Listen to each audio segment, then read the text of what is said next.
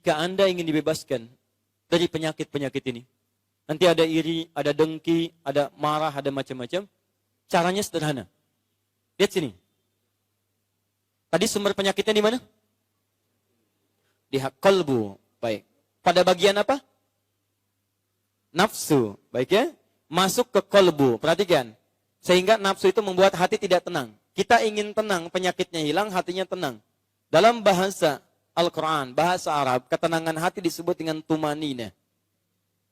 Bahasa kata kerjanya disebut dengan tatma'in. Ada rumus di Quran, kalau hati Anda ingin tenang, bebas dari penyakit, Quran surah 13 ayat ke-28. Saya sempurnakan dulu obatnya supaya sesuai dengan temanya. Lihat, Quran surah 13 Ar-Ra'du ayat 28. Ala bidzikrillahi tatma'innul qulub. Ini inti suratnya. Ar-Ra'du artinya kilat yang menyambar, halilintar. Kalau Anda dengar halilintar itu hatinya gelisah atau tenang? Gelisah, nggak tenang. Ada ujian datang seperti halilintar, menyambar-nyambar membuat Anda tidak tenang.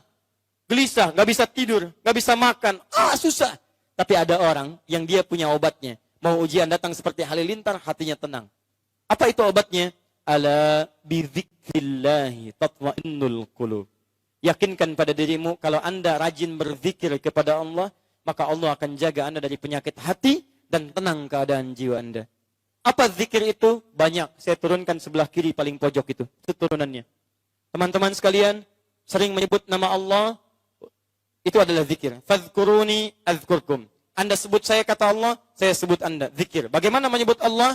Bisa dengan pertama, Anda rajin berdoa. Quran surah ke-7 ayat 205. Wadhkur rabbaka fi nafsika tadarruan wa khifatan wa duna jahri minal qaul. Rajin berdoa. Kalau sedang tidak tenang, ibu berdoa. Teman-teman kalau ada penyakit, berdoa. Misal, datang setan lewat sombong. Sombong datang menghinggapi suami ibu. Misal, ibu melihat, ibu berdoa kepada Allah. Ya Allah, mohon berikan petunjuk pada suami saya, ya Allah. Engkau titipkan suami saya kepada saya, bukan kepada perempuan yang lain. Saya mohon, ya Allah. Saya ingin dia jadi pendamping saya sampai akhirat. Jangan pisahkan kami di surga, ya Rabb. Saya mohon kepadamu. Ada temukan kalimat marah, misal. Misal, mohon maaf ya, Anda menemukan anak-anak pemarah. Tiba-tiba marah nggak jelas. Marah pada orang tua, marah pada orang lain. Ibu bangun setelah tahajud, berdoa. Wadhkur rabbaka fi nafsika. Ya tadarruan wa khifatan wa duna jahri minal qaul. Minta ya Allah, Engkau jadikan ia ya Allah dalam rahimku. Aku yang kandung ia ya Allah. Aku yang berikan ASI. Papahnya yang memberikan dengan peluh keringat ya Allah. Segala hal untuk mohon ya Allah. Jangan pisahkan kami ya Allah di akhirat. Setelah tidur anak kita ibu tatap wajahnya. Tatap satu-satu. Lihat bagaimana di kehidupan dunia bersatu. Bayangkan ketika di akhirat dipisahkan. Kalau sudah melihat wajahnya. Kalau Anda ingin berdoa khusyuk untuk keluarga. Sebelum berdoa coba malam-malam bangun. Lihat satu-satu wajahnya. Tatap. Saya di rumah satu tempat. Kira-kira di surga satu tempat lagi tidak ya? Lihat bareng-bareng, satu-satu lah. Ya Allah, suami saya, ya Allah, anak saya. Sekarang berada bersama saya. Tapi apakah di akhirat kami bersama-sama atau tidak?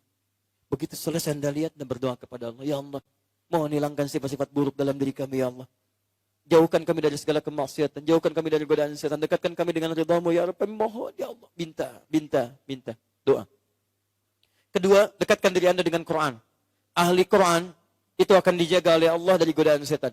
Ingat baik-baik, ahli Quran. Dan Quran ketika disebutkan di Quran disebut dengan zikir. Quran surah ke-15 ayat ke-9.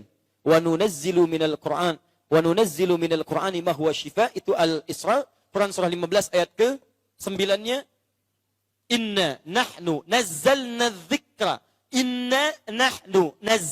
dzikra wa inna lahu lahafidhun. Kami telah turunkan Al-Quran sebagai zikir. Jadi kalau Anda rajin baca Al-Quran, Anda sedang berzikir. Saya sarankan, usahakan. Minimal Anda baca Quran, teman-teman sekalian. Ayo, hatamkan. Kalau bisa, bagi. Ada rumus, kalau Anda membaca ayat, baca 40 kali, baca. Anda rajin baca Al-Quran, Anda akan dijaga oleh Allah Subhanahu wa Ta'ala dari godaan-godaan setan. Gak percaya silakan. Tidak cukup dengan amin. Mulai. Baca. Kalau bisa punya target. Ya hari ini, misalnya saya mau khatamkan surat A. Dalam 1 bulan ke depan saya juz amma khatam. Kalau kita punya target, nanti pekerjaan kita terukur. Sama dengan bapak ngantor, kan ada target. Ibu dengan mengelola nafkah dari suami kan punya target. Sekian saya keluarkan hari ini, besok sekian. Ini kebanyakan orang malas baca Quran karena nggak pernah punya target. Saya tanya pada Anda, jujur jawab pada hati Anda. Berapa target Anda baca Al-Quran hari ini? Berapa ayat? Berapa surah? Jangan-jangan sampai siang ini nggak punya rencana baca Quran. Ya bagaimana Anda dilindungi oleh Allah? Karena kalau Anda tidak mendekat kepada Allah. Itu poinnya. Ini. Kalau mau tingkatkan lagi. Menghafal Quran. Penghafal Quran dijaga langsung oleh Allah Subhanahu wa taala. Dan ayatnya akan menumbuhkan obat pada jiwanya. 4 kali disebutkan di Quran surah ke-54. Ayat 17, ayat 22, ayat 32, ayat 40. Walaqad yassarnal Qur'ana lidzikri. Kami telah mudahkan Al-Quran sebagai zikir bagi pemiliknya. Zikir. Untuk diingat, dihafalkan. Kalau sudah hafal, maka ayat Quran yang menjadi syifa dalam kolbunya. Perhatikan, obat hati, syifa. Turun Quran surah 17, ayat ke-82. Wa nunazzilu minal Qur'ani ma huwa syifa wa rahmatul lil mu'minin. Syifa. Penutup, kalau Anda belum rajin menghafal Quran, belum banyak membaca ayat-ayat Quran, maka yang terakhir, saya akhiri, rajinlah dalam memperbanyak sholat kepada Allah Subhanahu wa ta'ala. Karena sholat adalah puncak zikir kita. Sholat puncak zikir. Karena sholat menggabungkan doa. Dalam sholat ada doa. Dalam sholat ada takbir. Dalam sholat ada tasbih. Dalam sholat ada Quran. Dalam sholat ada hafalan Quran. Dalam sholat ada istighfar. Karena itu ketika Allah meminta Nabi Musa sholat, disebutkan tujuan sholat sebagai zikir. Quran surah ke-20 ayat ke-14. Innani anallahu la ilaha illa ana fa'budni wa aqimis salata lidzikri. Saya Allah, tidak ada Tuhan yang layak disembah kecuali saya, sembah saya. Bagaimana cara menyembahnya? Tunaikan salat sebagai zikir kepada saya.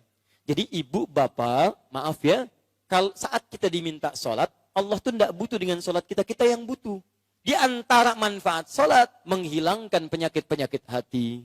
Di antara manfaat salat, menjauhkan kita dari setan. Di ketika Allah minta kita salat, kita diminta sehat. Sehat hatinya, sehat keadaannya, jauh dari setan. Saking sayangnya Allah. Makanya dibuat hukum wajib, saking sayangnya Allah. Sebab kalau tidak salat, banyak celakanya. Jelas ya? Maka dari itu harus tegas kepada anak-anak kita. Khawatir kalau anak tidak salat, bahaya dalam kehidupannya. Akan terkumpul penyakit-penyakit dalam keburukan.